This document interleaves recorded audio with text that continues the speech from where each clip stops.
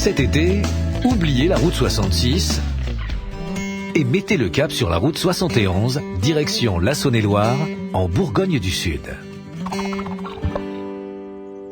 Aux confins du Bourbonnais à l'ouest jusqu'à la Bresse bourguignonne à l'est, du Morvan au Mâconnais, la Saône-et-Loire fourmille de noms qui fleurent bon la France gourmande, celle qui met l'eau à la bouche. C'est aussi le département des belles pierres, des paysages verdoyants et, disons-le, c'est le berceau des meilleurs vins au monde. Bref, la Saône-et-Loire est le plus beau des départements. Et je ne dis pas ça parce que j'y ai vu le jour. Pas du tout. Route 71 en Bourgogne du Sud, Alexandra Lévesque.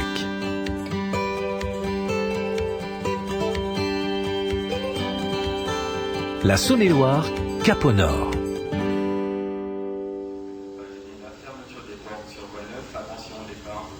Toutes les routes mènent à la Saône-et-Loire. Mais si vous préférez le train, 2 gares TGV vous y accueillent. La gare TGV de Mâcon-Locher, au sud du département, et celle du Creusot, Mont-Solémine-Montchanin, inaugurée en 1981. C'est là que nous débarquons aujourd'hui. Le ton est donné. Ce bâtiment ultra-moderne est encerclé de prés, peuplé de bovins aussi accueillants que curieux. Et en bovins, croyez-moi, on s'y connaît ici. La célèbre charolaise est originaire de la région de Charolles, à 50 km au sud de la gare. Au programme de cette première journée en Bourgogne du Sud, église romane, entreprise made in France, village séculaire et une nuit dans un lieu plein de charme. À la gare, il est facile de louer un véhicule. Notre première visite est prévue à quelques minutes de là.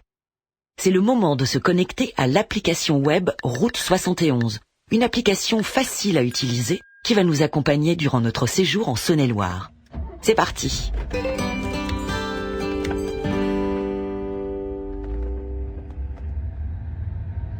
En quittant la gare, direction la départementale 974, appelée également route du Canal. Cette départementale champêtre à souhait longe le canal du Centre qui traverse le département sur plus de 100 km, de Chalon-sur-Saône à Digoin. En quelques minutes, nous entrons dans la petite commune d'Écuisses pour la visite de la Villa Perrusson. Cette villa, édifiée à partir de 1869 par les Perrusson, une famille de céramistes, est l'un des témoins de l'histoire industrielle locale. Leur production de céramique, de tuiles, mais aussi de bustes et statues, a connu une renommée internationale puisqu'elle a été montrée à l'exposition universelle de 1889.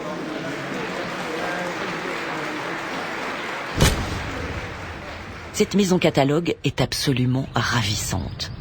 Chaque centimètre de la façade ou de la toiture sont l'illustration du savoir-faire des céramistes du XIXe siècle. Quant au jardin à l'anglaise, il appelle à la flânerie avant de reprendre notre visite du département.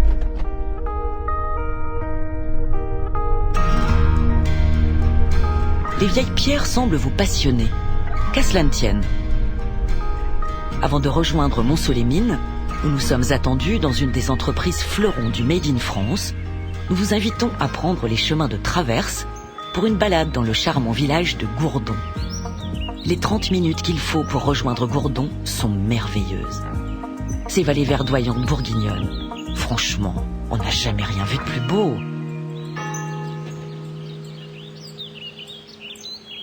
À Gourdon, commençons notre visite par l'église romane Notre-Dame de l'Assomption, classée au monument historique. À l'intérieur, chapiteaux sculptés et peintures murales redécouvertes en 1940 sont à couper le souffle. Après les nourritures spirituelles, il est temps de passer aux nourritures terrestres.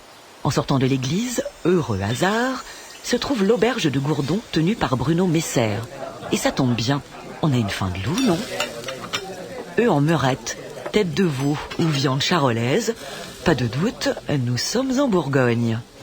Il suffit de s'installer confortablement dans la cour ombragée de cette charmante auberge et notre hôte s'occupe du reste.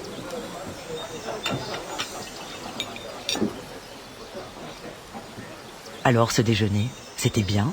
Bon, il est temps de reprendre notre appli web Route 71, puisque rendez-vous est pris à Mont-Solémine.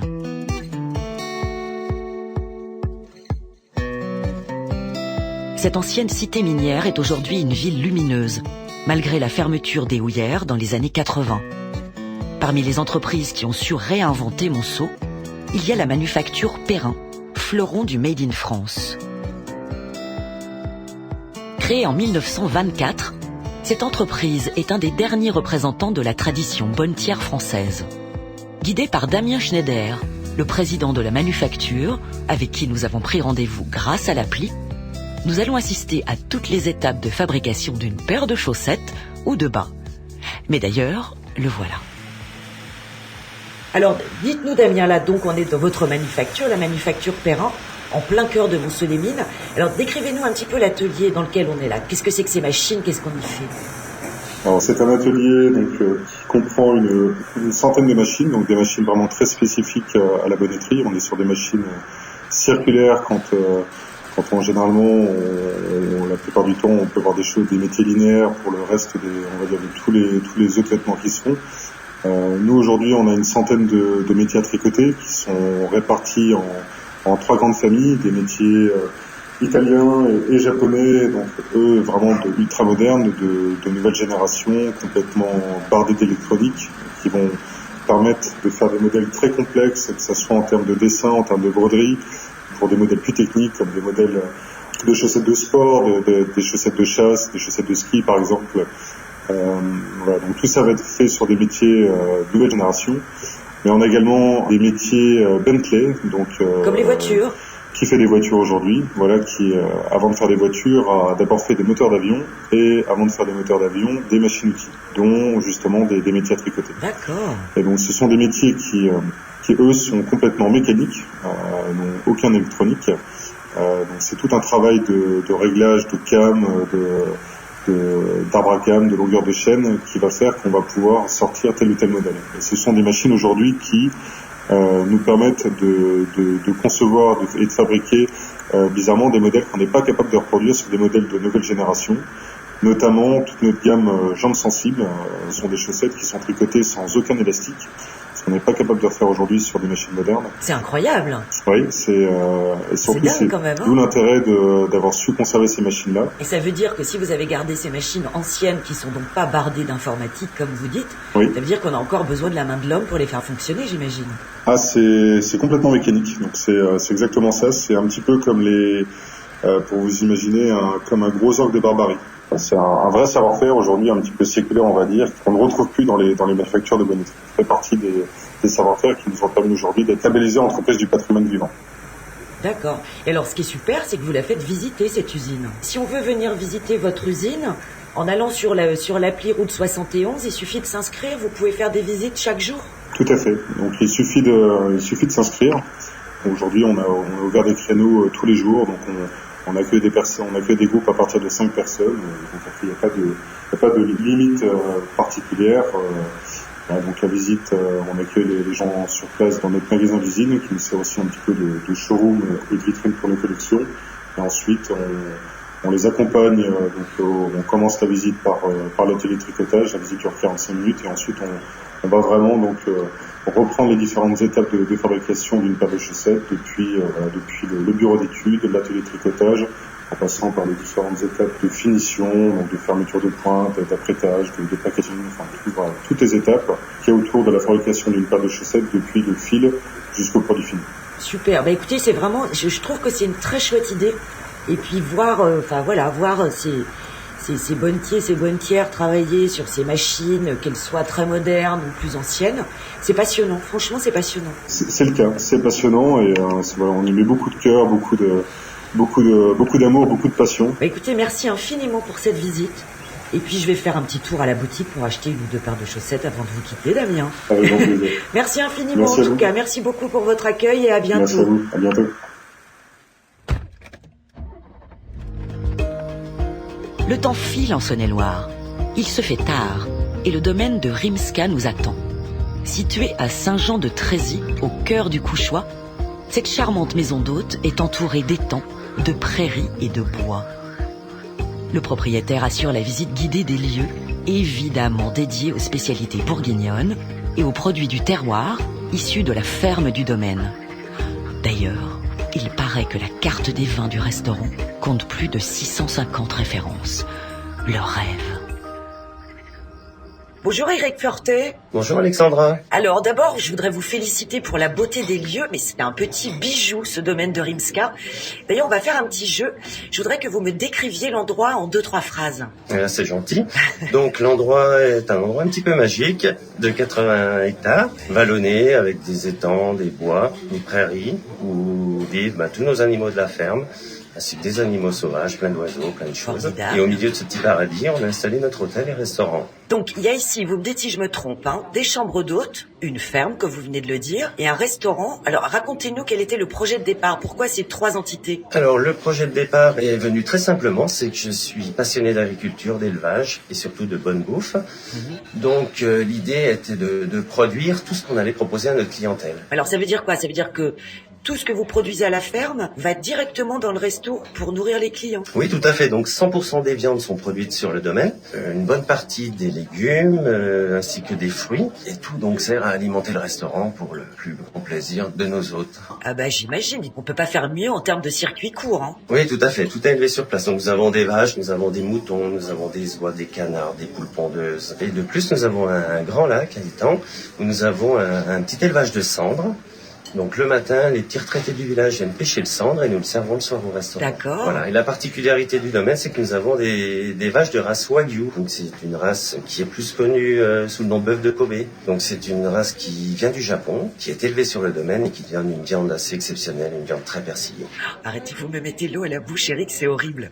Et alors, quand est-ce que vous avez investi les lieux? Quand est-ce que vous êtes arrivé ici au domaine? Le premier pas que j'ai mis ici, c'est en 2012. Ouais. J'avais une ferme qui touchait à ce domaine. Et ce domaine s'est trouvé à la vente. Et bien sûr, je me suis porté acquéreur. Et puis, vu la beauté du lieu et puis le château en ruine qui méritait une belle rénovation, le projet a mûri et nous avons lancé les travaux.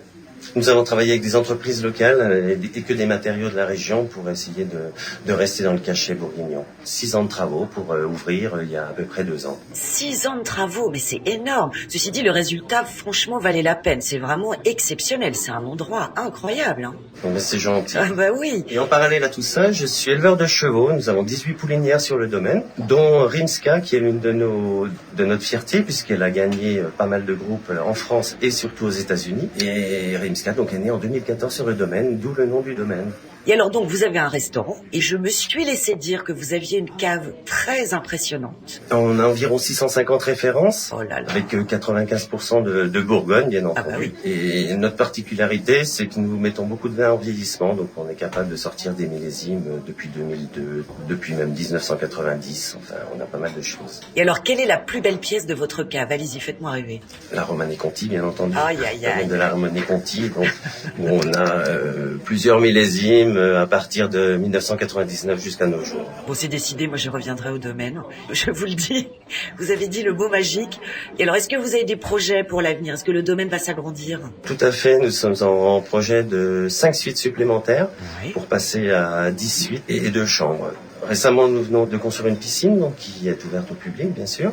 Terrain de boule, location de vélo, location de voiture, pour tout ce qui est circuit autour du domaine. Et alors, définissez-moi un petit peu en quelques mots les atouts de votre coin de Saône-et-Loire, de votre région en particulier, parce que vous êtes vraiment dans un très très joli coin. Oui, on a la chance d'être à côté des vignes, à côté de monuments et de villes historiques comme Cluny, Autun, Chalon-sur-Saône et j'en passe. On a une nature assez exceptionnelle où on peut faire des balades à vélo, des étangs, des lacs. Dégustations, visites de caves sont possibles également depuis le domaine. Bon bah écoutez, je crois que vous m'avez convaincu. Je reviendrai, je peux vous le dire solennellement, au domaine de Rimska, parce que c'est vraiment un petit paradis au milieu de cette Saône-et-Loire magnifique. Ce sera un plaisir, Vous me Alexandra. reverrez dans la cour. Avec grand plaisir. Bon, merci beaucoup pour votre accueil, en tout cas. Merci, Eric. À bientôt. Merci beaucoup. À bientôt. Merci, Alexandra. Au revoir.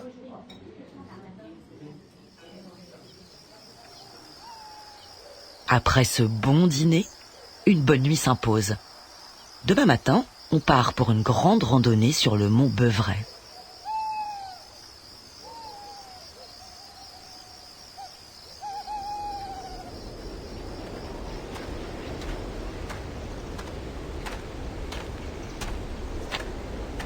Situé dans le Morvan, le mont Beuvray culmine à 821 mètres. Classé site naturel depuis 1990, c'est l'endroit idéal pour profiter d'un paysage époustouflant. Mais le mont Beuvray est aussi classé au monument historique. Le saviez-vous? Son sommet abritait la ville oppidum de Bibracte, capitale économique, religieuse et politique des Éduins, un peuple gaulois allié de Rome. En 52 avant Jésus-Christ, Vercingétorix y fut proclamé chef des Gaules coalisés. Et César, après sa victoire d'Alésia, y passa l'hiver à rédiger les commentaires sur la guerre des Gaules.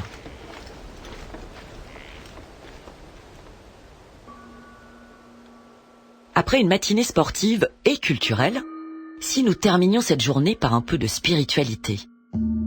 Saviez-vous que la Saône-et-Loire héberge l'un des plus grands monastères bouddhistes d'Europe? À la Boulay, au sud d'Étang-sur-Arroux, le temple bouddhiste Paldeng Shangpa a été fondé en 1974.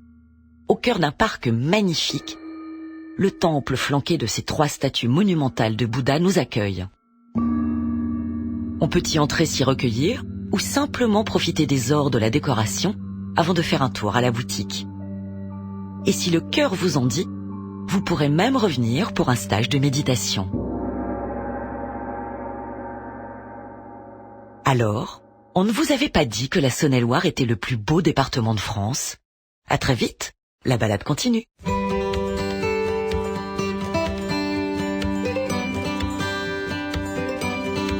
C'était Route 71 en Bourgogne du Sud, avec Alexandra Alévêque.